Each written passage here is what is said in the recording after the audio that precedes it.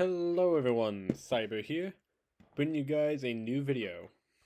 So today is a different segment from my typical what ifs, as instead I am building teams for anime characters.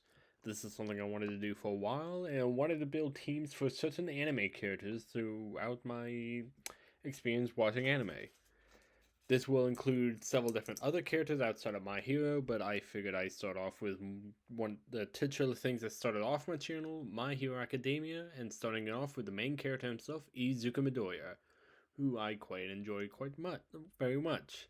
And I had thought about a lot about his team, and here is the rundown for it all. I will start off with stating the rules, how this works, and what this team will entail.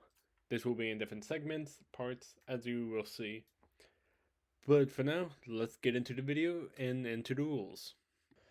Here are the rules. Rule 1. There must be a minimum of 6 Pokemon on a team. There can be exceptions to these rules, but for the most part, there has to be at least 6 or more Pokemon per character. So, I thought since we have over 1,025 Pokemon, it should be a lot easier to make a team, but considering its few factors, such as if the character does not have enough information about them, doesn't have that big of an overarching character about them, or if they are quite generally small in terms of the roles of the series, then they can be the exception. However, major characters like main characters, antagonists, villains often not will have a full team of 6 or more Pokemon. This leads me to rule number 2. The Pokemon must have a reason for being on the character's team. Rather that be because Pokedex entries, designs, or personalities. They can't just be looking cool for cool sakes. This pretty much means that if the Pokemon has similar color schemes or possibly even personality to the character, they are a valuable choice. This is also going to mean by the overarching arcs in the storyline they have or other information. Pokedex entries can also be taken to this case, as most Pokemon can often not act like the certain character we are building the team for. Rule 3. No major legendaries on a team. This means like box art legendary Pokemon or even certain other legendaries. That might even fit. Those particular legendaries will be mentioned in a later part of a video of it. They will not be part of the base team, as I do not typically like to give main characters or other characters legendary Pokemon.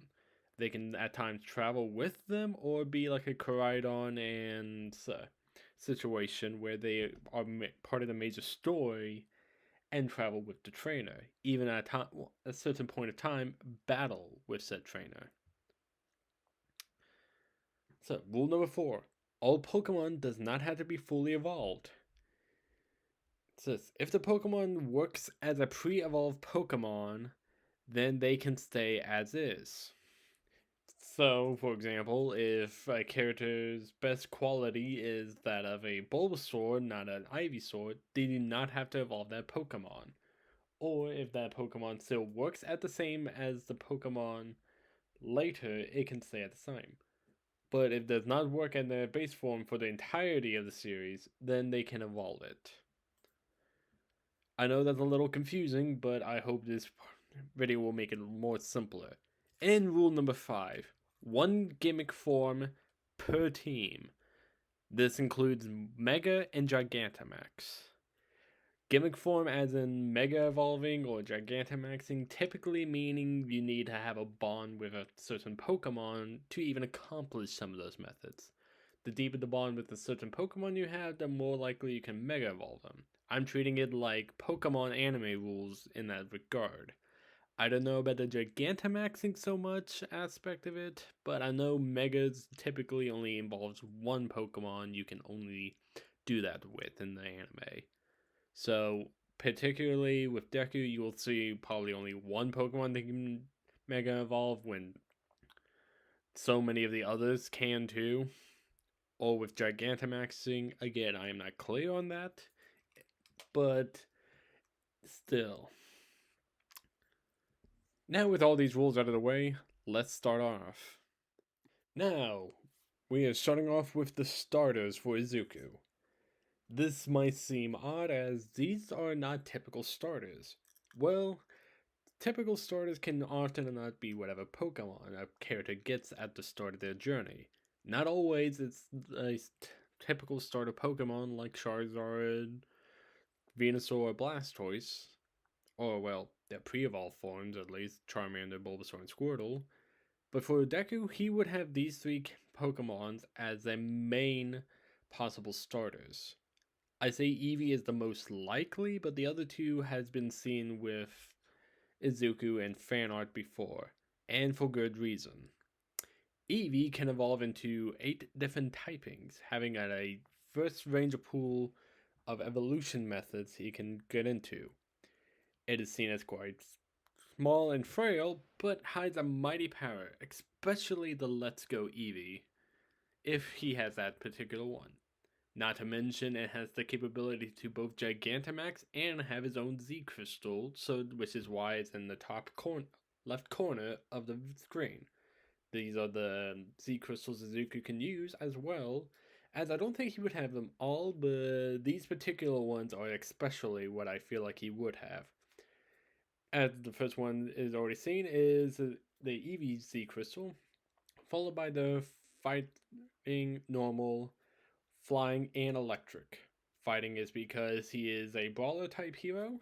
Normal because he is quirkless, as or was quirkless and such. And he's kind of plain looking, as most people point out. Flying because he creates air currents and air forces with it, and electric because of the electric energy that courses around him, and Black Whip. Eevee has quite a wide move pool of abilities, plus can also evolve. I did consider 3 evolutions that could fit Izuku in this regard, but Eevee just seems like the most likely candidate for me. The most likely next Pokemon, if not Eevee, would have been Lucario. So he would have got most people connect the two as because of Lucario's aura abilities, as well as his young personality and fighting prowess. It stands for justice, as well as his mega looks pretty awesome. Izuku would probably bond with it the most, and which is why it evolves through friendship evolution. Having such a great bond would also prompt it to have the power to mega evolve, which is why Lucario's Mega Stone is up there. Plus, this would also represent Izuku's time during his Dark Vigilante saga, which I wish was extended, but I thoughts on that on another date. And finally, it's Gardevoir.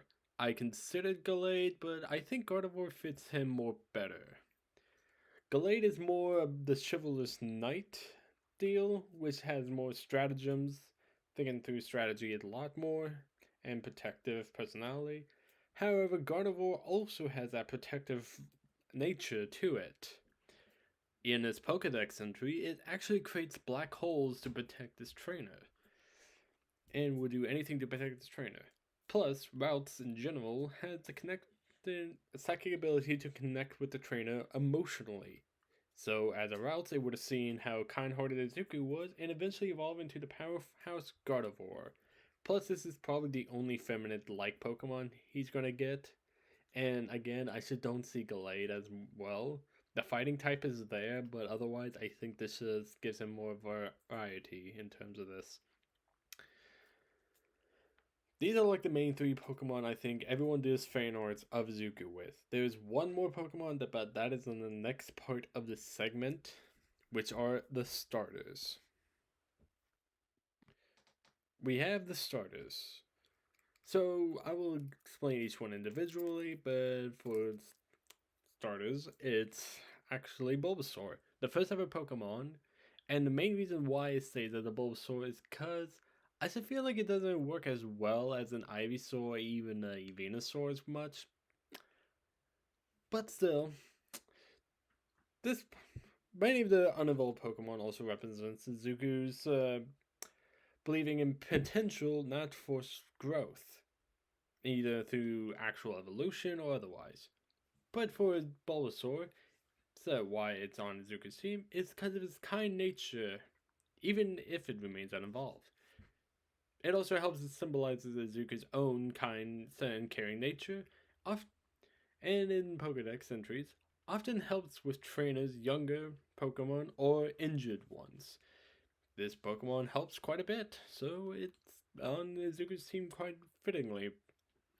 Blaziken is a powerhouse and a speedster. This Pokemon also represents Izuku's shoot style as well. I feel like this Pokemon honestly fits him quite well, as later in the arcs he does use his legs quite a bit, and I just think with that much explosive power and potential, Blaziken fits him quite well. Next up is Inteleon. Originally as a Sobble, it would cry quite a bit. Izuku is also the same. So, in Sobble, whatever represented Izuku's anxiety, like in the early stages of his story. But as he grew along within the story, it would evolve into Inteleon. This Pokemon also represents his Air Force ability, when he flicks and fires bullet-like air-like bullets at his opponents. Inteleon shoots water from his fingers, but same general feeling. So, this Pokemon also has a yellow cape like he does, so I think it fits. Raboot. While I don't think it would be score bunny 100%, I can also see a case for it being that.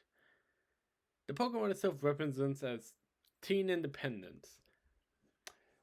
So, while this Pokemon acts cool, it secretly deeply cares. And it may bond with others, shared awkwardness and early training. This Pokemon also represents Izuku's awkwardness as with training others as well as just in general. I'm pretty sure we all had that kind of awkward feeling before. Chestnut, a powerful defending powerhouse, symbolizes of Izuku's desire to shield others. So, this Pokemon might have started small and unintimidating, but had grown into a fierce hero like Pokemon. And honestly, I could not think of a better grass Pokemon. I mean, granted, there's a few other grass Pokemon in his team, but still. So, this Pokemon specifically was also fully evolved, and as you notice, most of the three trios of the fully evolved are, well, fire, water, and grass. So that's a pretty interesting thing I didn't realize I did until now. Rowlet. Specifically, a shiny Rowlet. This Pokemon would be an interesting one as I specifically choose the shiny because it looks like his costumes. If you take a closer look, his feathers actually looks like Izuku's first ever costume that his mother made. This would be an interesting depiction of the character, as well as his later costume does actually look. His later evolution, the Decidueye shiny actually does look like Izuku's own color schemes. But this is also like one of the other most popularized Pokemon Izuku has been seen with in terms of where else he's been. Well, sir, this Pokemon I don't 100% say matches Izuku as terms of the Decidueye and such. It does not fit him either. Again, it's mostly due to term of coloration, so shiny would work. So it's Mudkip. Friendly, simple, and strong under pressure. This fits Izuku quite well. Symbolizes potential in a small package. So, this unassuming Pokemon is quite strong, especially because it can evolve into the mighty Swampert. And is actually one of my most favorite Pokemon out there. Trust me, I did not choose it because of that. I am not biased to this. But still, this Pokemon is strong and unassuming, so it's just like Izuku. I could probably have made it evolve into Marshtomp, but I just decided Mudkip kind of fit a bit better in this case. So yeah, these are the main starters that Izuku would have been seen with throughout the series. There might have been a couple more, but that will be probably in the honorable mentions. Either way, so we'll move on to the next one. The next set of Pokemon are the fighting types. This one is more or less specifically for Izuku, as this won't be transferred to other characters unless they are also about brawling, but specifically, the fighting types I added was Hitmonlee, Heracross, Hallelujah, and Breloom. Heracross represents Izuku's growth and courage. So, the loyalty and headstrong nature of these Pokemons is why I believe it would fit Izuku as well. Plus, they are quite shy in the anime too, it seems. Especially Ash's. Plus, many people assume bug-type Pokemon are weak to begin with, and this Pokemon having a 4 times weakness makes it seem like people don't really suspect much out of it, but Izuku sees the potential in it. Next one is Hitmonlee. This one was once a Tyrogue who wanted to train and get stronger. Seems familiar with Izuku as well, who wanted to get stronger and improve itself.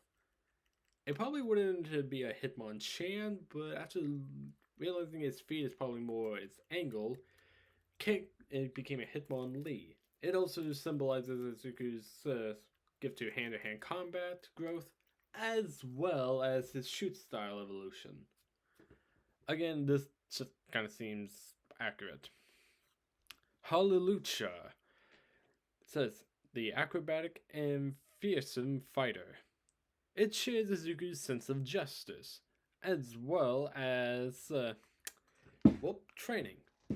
Its style wouldn't really matter as much to me. I feel like many people would depict this Pokemon with Izuku. I've certainly seen a few people choose this Pokemon with Izuku to have. Either way, there's not much for me to say about Hallelujah in terms of why I chose it. I do truly think it just fits Izuku though. And that leaves Breloom.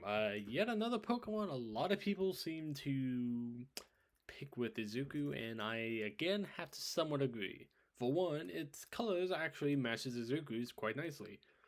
Primary green with red.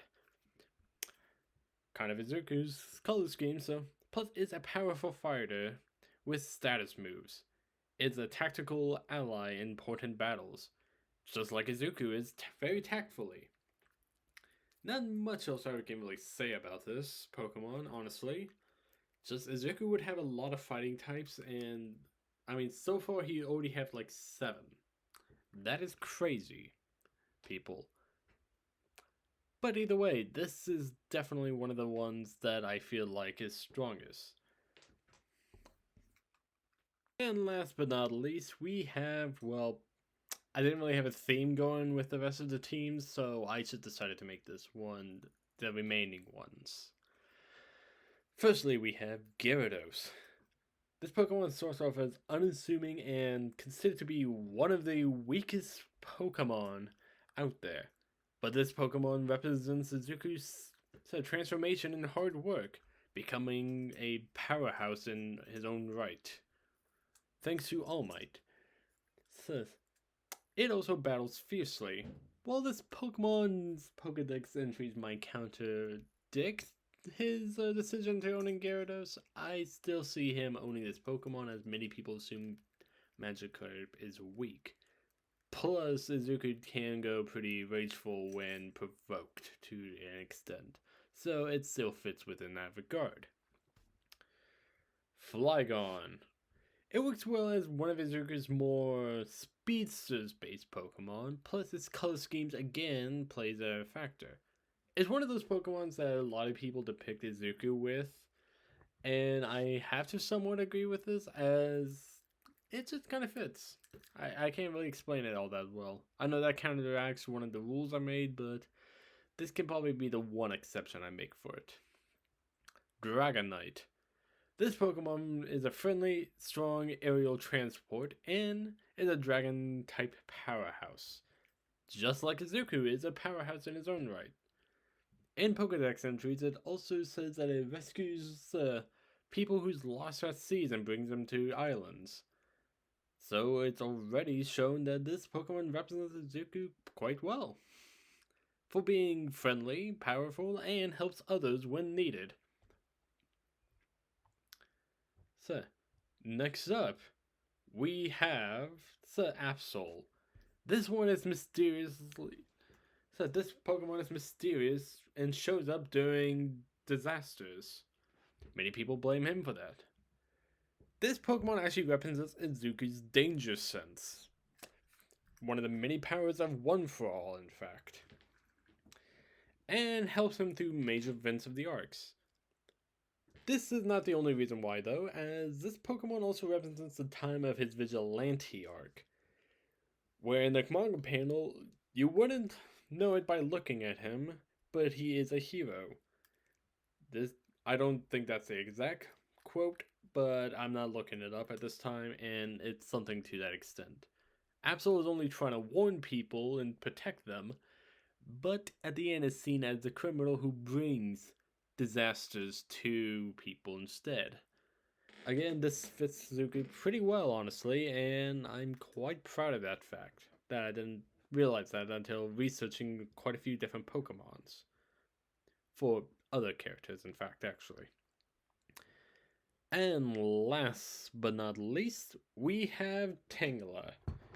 Tangela is, well, representing Izuku's embarrassment, odd sadness, and often overlooked, quite frankly. So, it hides within its vines to cover itself, kind of like how Izuku hides behind, well, his hands whenever he's flustered or embarrassed at times. Plus, it has little red shoes, and it makes me think of Izuku's own high tops. This also represents Izuku's own Black Whip abilities. I couldn't really find a great Pokemon that represents Black Whip, but Tangela, eventually into Tangrowth, could, but I think Tangela works better because it's little deal. Yeah, that's what I'm just to call it, little deal. But either way, I feel like these 19 Pokemon fit Izuku quite well. Honestly, there was actually going to be more, but I felt like some of those Pokemon didn't fit as well after a second look. Which I will go over, but first on to the legendary segment of this video. For legendaries, we have Mew, Zorua, Keldeo, Marshadow, Zygarde, Zeraora, and Ogerpon. Each of these Pokemon represent Izuku in a different way, but I don't think it would be owned by him. Still, let's go down the list. First, we have Mew, pure potential, adaptation, and curiosity with kindness. This Pokemon definitely represents Izuku's pure potential and adaptive like cat ability. This Pokemon also holds the DNA of every Pokemon, being rumored to be the very first Pokemon, and has infinite potential just like Izuku. Keldeo. This Pokemon wants to be a hero just like his idols, the Swords of Justice. Much like Izuku tries to become a symbol of peace after All Might. These two represent each other quite well, honestly, and I feel like it just fits, honestly. Marshadow, the Shadow Within. This Pokemon interprets fear, courage under pressure, and mastering hidden strength. Plus, his color schemes honestly represents Izuku's quite well. So, it also hides fights bravely in secret. While Izuku doesn't fight bravely in secret, this Pokemon still interprets him quite well, honestly. Zygarde, the Balance Keeper. This Pokemon represents order, balance, and protection. So, this Pokemon You could also say it represents peace. Reason why I chose a 10% form because early Rizuku Midoriya can only use the 5 to 8%, later 15 at short bursts, but later on he gets way more percentages. So, just like Zygar, Izuku seeks peace and stability to a chaotic world. And eventually could get his pure form, but that's a later time. Zeraora is a lightning hero, representing speed, emotion, and gestures through strength. Zeraora is a fast, fierce protector, the perfect embodiment of Izuku. Act before thinking moments. So, plus it's pretty cool looking. I know that has nothing to do with it, but still. Also, this is like the only electric Pokemon Izuku kind of has. I couldn't think of any others. If you guys have any, let me know and I might include it in a redo video if this gets ever wanted redo. So, Zorua, representing heart's exterior with a nurturing heart. Zorua is misunderstood, feared for its appearance, but deeply loyal. Like Izuku, protecting those weaker than himself. It also represents, again, Izuku's own, vigilante arc, where many people feared him as he didn't look like a hero. Plus, it represents Izuku's black whip. With him using vines on his arms and swinging around, Izuku does the same with Black Whip. And Ogerpon represents identity, misunderstood legends, and inner strength. Ogerpon is seen as a villain by the world, but is actually a kind protector. Again, the vigilante arc, but still. So, but either way, this Pokemon is also just very kind-hearted and looks adorable. Plus, with how the game interprets it, I feel like Izuku would bond with this Pokemon. In fact, Izuku would bond with a lot of these Pokemon. Plus, this Pokemon is also symbolizing Izuku's other quirks of One for All, how it has multiple potential within one Pokemon in different mask. Now for the honorable mentions. We have Infernape, Coughing, Emolga, Mimikyu, Pikachu, Polyphony, and Golisopod. Okay, so firstly, the one I hated to remove, but kind of at the end did, was Golisopod. I kind of figured that Wimpod would have fit Izuku well, but Golisopod would have also as well. It just at the end I kind of decided not to include it.